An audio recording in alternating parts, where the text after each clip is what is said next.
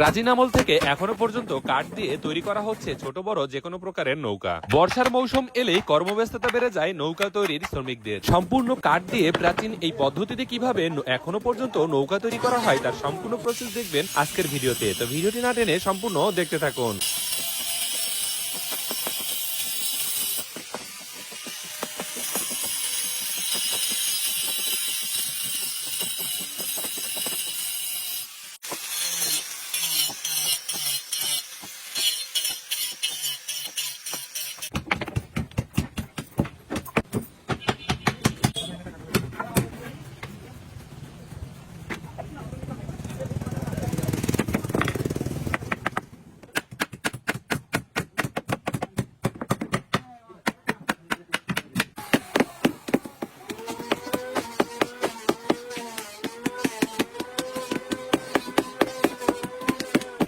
এটা এখন কি কাজ হচ্ছে? এই তো নৌকা বানাচ্ছি আমরা। এই যে কাজটা করতেছেন এটা কি কাজ? নৌকার বিট কাটতেছি, মানে বিট কাটার পরে নৌকা মানে তক্তা লাগাবো। এগুলো বিভিন্ন কাঠ আছে, যেমন খই কাঠ আছে, তাম্বুল কাঠ আছে, লেম্বু কাঠ আছে, বিভিন্ন ধরনের কাঠ দিয়ে নৌকা তৈরি করি। যেমন আছে খই কাঠ, খই কাঠের নৌকাগুলো বেশি দিন টেকসই। আপনার হলো তাম্বুল আছে, বড় গাছ, লেম্বু গাছ, এইসবগুলো দিয়ে নৌকা তৈরি করলে অনেক দিন না টেকসই হয় নৌকাগুলো।